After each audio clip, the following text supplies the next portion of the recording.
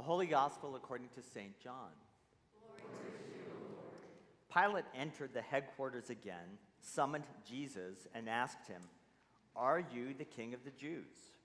Jesus answered, "Do you ask this on your own, or did others tell you about me?" Pilate replied, "I am not a Jew, am I? Your own nation and the chief priests have handed you over to me. What have you done?" Jesus answered, "My kingdom is not from this world. If my kingdom were from this world, my followers would be fighting to keep me from being handed over to the Jews. But as it is, my kingdom is not from here." Pilate asked him, "So you're a king?" Jesus answered, "You say that I'm a king. For this I was born, and for this I came into the world, to testify to the truth. Everyone who belongs to the truth listens to my voice." The Gospel of our Lord. Praise to you, O Christ. So to be clear, if purpose is most important in a person's life, then Jesus in this text, it's crystal clear. For this I was born. And what does it say? For this I came into the world. What does it say? See it in your bulletin? To testify to the truth. Right. So let's get a couple things just in my mind before I get going. How many of you, anybody in the choir, run cross country? Now we're talking. All right. I was cross country coach at Fleetwood, so I know your course. Ours is about as easy as you could get, right? Fleetwood, the biggest hill is maybe a 4-foot elevation. Your course, it's a killer. And that's why we would take our kids from Fleetwood to Ole to run that hill. We knew we needed a challenge because running life on the flat doesn't really allow for a whole lot of growth, productive muscle growth. You're not going to work your muscles out in the same way. We needed your hill. We knew that we didn't have the resources, you had them, so we worked together. And your coach, back in the days when I was coaching, said, "You're welcome here anytime." And that was really fun. When we would race against you in a triangular meet, it was really fun to see some of your students that actually belonged to my former congregation. It was fun to see both of those working together for one clear purpose, not just to win the race, but to have fun in doing so. So I want to start the message today by saying, what's the one thing, just one thing, if you were to accomplish it in 2025, that would that it would change everything? What's the one thing that you could do in 2025 that would change everything? I don't need you to answer it right now unless you know it. What's the one thing, if you were to accomplish it, would change everything? For me, the distractions. Anybody ever tell you or say to you, "Do you have ADD?" Yeah, it's really easy for me to get distracted. I can be in the middle of a congregation in a meeting, and I can imagine the squirrel and look for it. So that's how easily I can be distracted. One of my doctors once said, "Have you ever been tested for ADD?" And I said, "Actually, I tried to be diagnosed ADD. And in all my tests, it comes back that I'm just a curious, energetic person." So don't automatically think someone has a pathological situation. Don't automatically make the judgment, but put all the pieces together of the puzzle and see the picture clearly. What's the one thing that you can do in this next year, if you were to accomplish it, would change everything? How many of you are going off to college? How many of you are going to a trade school? How many of you are going into the military? Well, let's just pick on the college-bound folks. So if you would accomplish entering into that first year, and you were to accomplish making it past the first 2 or 3 weeks without doing anything to harm yourself or others, that could change a lot That could be the foundation for building a healthy relationship with someone that may be outside of college after you're graduated. Those will be your lifelong friends. What's the one thing that this congregation or everyone in the room today could do next year, if you accomplish it, would change everything? Is it going to be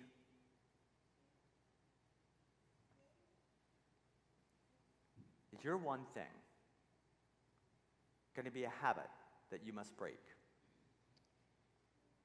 Is your one thing going to be a project that you have to finish? Is your one thing going to be a relationship that you have to restore? Is the one thing going to be a relationship that you have to retire? Is the one thing going to be a debt that you have to pay off? What's the one thing that you, if you accomplished it, would change everything? That was a story I love. How many of you read Nehemiah? Well, just out of curiosity, you guys, do any of you actually know me? You don't. You do. Yes, you do. Yeah, all right. So don't answer. And you already have the answer in front of you. Who is the shortest man in the Bible? Nehemiah. I'm on the very late night, 3 o'clock in the morning comedy show. No. So Nehemiah lived 444 years before Jesus was born. Nehemiah was there when the king was Artaxerxes. Can you imagine that? Now, what's a nickname for Artaxerxes? So whoever Artaxerxes is, in Persia, in 444 BC, that's when Nehemiah was hanging out. Assyria got beaten up by the Babylonians. The Babylonians got beaten up by the Persians. The Persians had Cyrus the Great. And Cyrus the Great was the one that said to Nehemiah, all of you who came from Judea, Jerusalem, if you want to go back after all this captivity, after all these wars and fighting, if you want to go back, now's your chance. I set you free. And they went. And they went back. But Nehemiah, because he had built some friends and family relationships in Persia, Nehemiah and his family stuck around. And the legacy of the Nehemiah stuff, about 100 years, took him to a place where there was a lot of stuff going on back in Judea. Like they went back to Judea and they found, now picture a city with a wall around it. Anybody ever see a city with a wall around it? You've seen that? Okay. Yeah, in Italy, right? San Gimignano is a city up in a hill, and it has the stone wall around it. And when you go, you look at it from a mile away, and it's just gorgeous looking at it in the sunlight. And then you go through the gates, you drive through these massive walls, and you're in the city. And you can almost go back and feel, for me, it was the first time to go back and feel what that must have been like for this particular story. Because even in this day and age, San Gimignano was having the walls repaired. Well, that's what these guys were up against. They were up against the wall was broken down. So back then, what did a wall represent?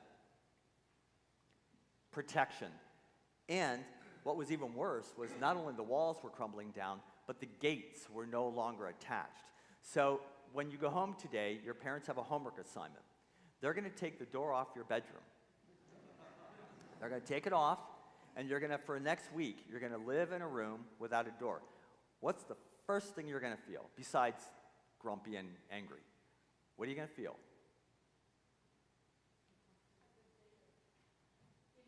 Invaded, right? And that's what happened back then. What else would you feel? Uncomfortable. And that's what they felt. What else would they feel? Vulnerable. That's what these people felt. So all it takes is a simple example of take the door off your room. I did that one time with my sister, but it wasn't to make her feel that way. It was because I wanted her to open it up and it fell, and then I got in trouble. I just told you that, didn't I? Okay. I didn't tell you that. Here's what happened when Nehemiah got word. They said to me, the remnant there in the province who survived the captivity and in great distress and reproach. And this is what was going on back then. Whoops. The wall of Jerusalem is broken down, and its gates are burned with fire. So Nehemiah is telling us the story of what he was experiencing and the distress that people were expressing. And he was miles and miles away in Persia.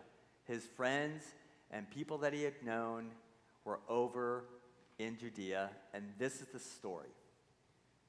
This is what he sends back. When I heard these words, I sat down and I wept. I mourned for days, and I was fasting and praying before the God of heaven. If you were feeling vulnerable, what would you do?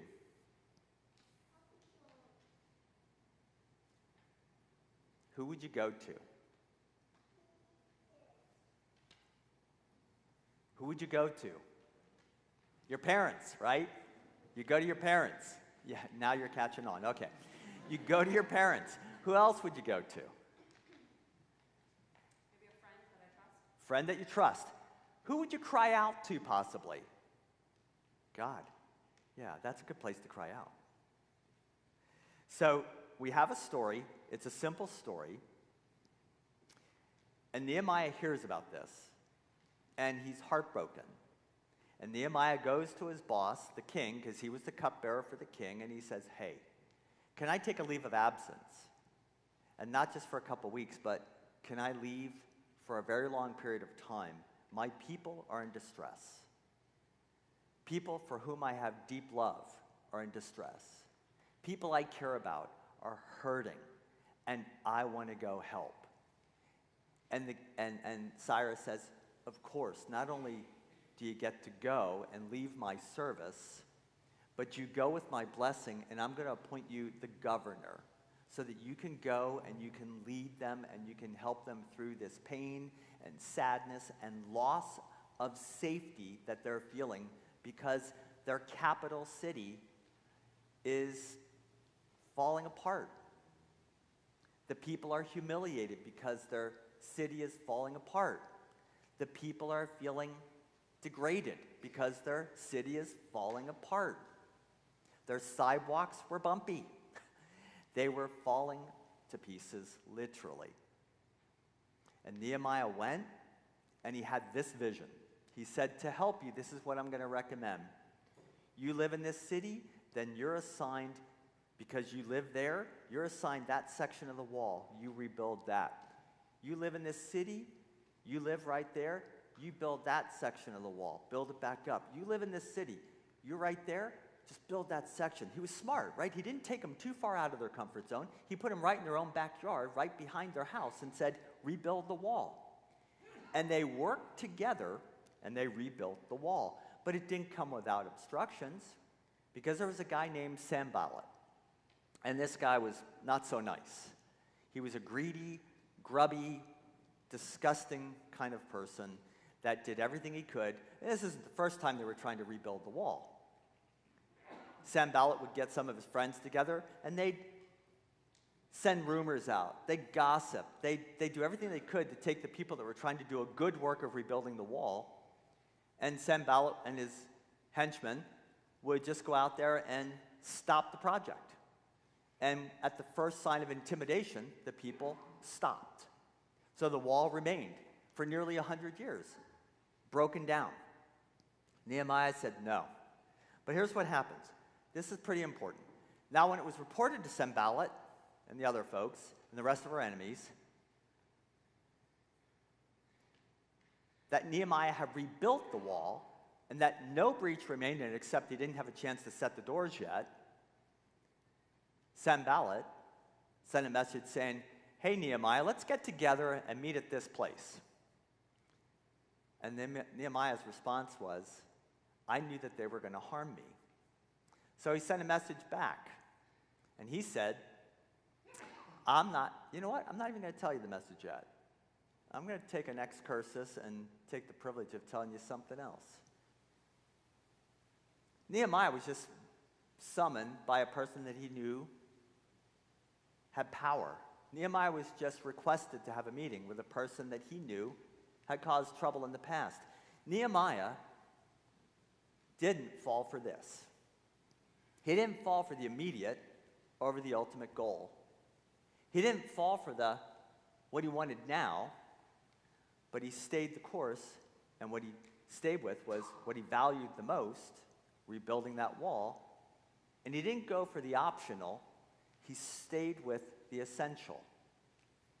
So keep that in mind. He stayed the course. He could have been distracted. He could have been taken off the job. He could have been, oh my gosh, there's a television program on, but I've got a term paper due. Oh my gosh, my parents said that they wanted me to do this, this, and this, but you know what? I have to talk to my friend because her boyfriend just broke up with me. Immediate over ultimate. What do you want now versus what do you want most? And the optional over the essential.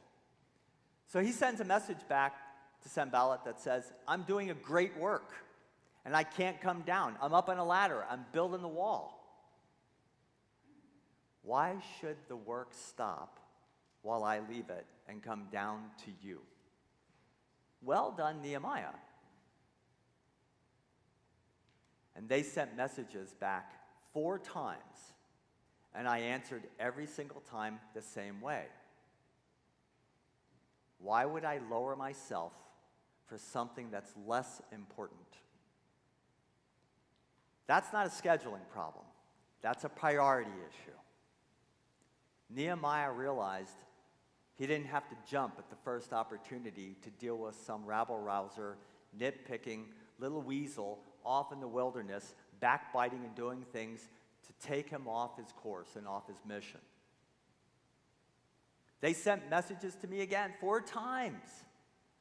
And you already know, he answered. How do you answer? Before I click it, how do you answer?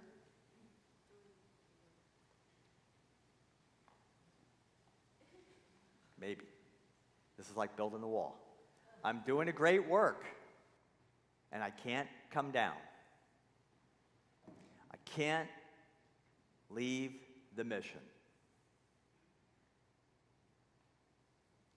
Okay, clicker. No for now, but not forever. There are a lot of good things that you're going to have in front of you, and you're going to have to make some choices. It's not saying that they're bad things. It's not saying that they're the wrong things. I mean, there's a whole list of those things. But some of the things, while you're on your way through your life, you're going to be confronted with invitations. Invitations to maybe do another career, maybe do another degree, maybe do another project, maybe meet a new friend. You're going to have lots of invitations. And saying no for now just means you have a priority in this season of your life to keep your life in a certain direction and following a course. Families that budget early on and stay the course, even though they could say, you know what, we can get a bigger house, but they stay within their limits. And they don't have that additional stress of how are we going to make the mortgage payment. Families that say, we get a great car, but you know what? I really like that red one better. Let's just trade this one in. It's just a little bit more debt. So we can talk about finances. But what about the emotional stuff? How many activities can you be involved in? How many of you are involved in lots of stuff at school and you're thinking to yourself, it looks great on my resume? And how many of you would say, I really wasn't able to give 100% to that, but it still looks good on my resume? So what's the setup? Is the setup that you want to be involved in all those things and you just can't do it because it's too much? Or is the setup that somebody said, if you're going to get accepted into a good college, you better have 8 things and not 4 things? And I would suggest to you that that's the lie. No for now, but not forever. Do you have a list like that? I'm hoping every adult in this room has that list. I'm hoping every adult in this room has that list. No for now doesn't mean not forever. I'm doing a great work, and I can't come down. My job was to come here to St. John's and rebuild the wall. My job was to take a congregation that had thousands of members and now has about 300 members and rebuild the wall. Would you say, Pastor Bob, take that job, or would you say, knowing that you're a cross-country runner, run, and run a far, long way away? what would you say? Is that a hard one? Would that be a hard decision for you? It wouldn't be a hard. Would you choose it? Would you choose, I'm not going to a place that I got to rebuild. Rebuilding is hard work. Anybody here, you ever have a house that had to be repaired and rebuilt and it took months to do it? Did you ever watch how frustrated your parents were? See that little lady over there with the blonde hair? That's my wife. Can you wave your hand? Ask her what our house was like this summer with the new HVAC system being put in. And because I thought I smelled mold in the wall, I wanted the wall torn down. And guess what was behind it? No mold. So ask what it's like. And that's why I work a lot. So I'm not in the mess. Rebuilding the wall. I'm doing a great work, and I can't come down. Sometimes doing a great work means you have to persevere. Cross-country runners. If your coach said, I want you to do 6 today, what would you say? Sure? All right, I want you to do 12. Okay, 18. All right, that's okay. Just save the chunky pieces. So, what would you do if you had a hard work? If you're doing a great work, think about it before you come down. Think about it before you take the bait and do something else. You are writing the story of your lives right now. And part of your story is you're in this room. Part of your story is you're meeting a guy maybe for the first time. And like the first lesson, the Daniel lesson today, if you read that lesson carefully, it talks about the ancient one. I'm the ancient one, right? The white hair. So this is part of your story. Mrs. Lynch called me and said, we're wearing blue tomorrow. No, she didn't, but I did. You're writing your story. Know for now, being patient, setting your priorities, staying the course.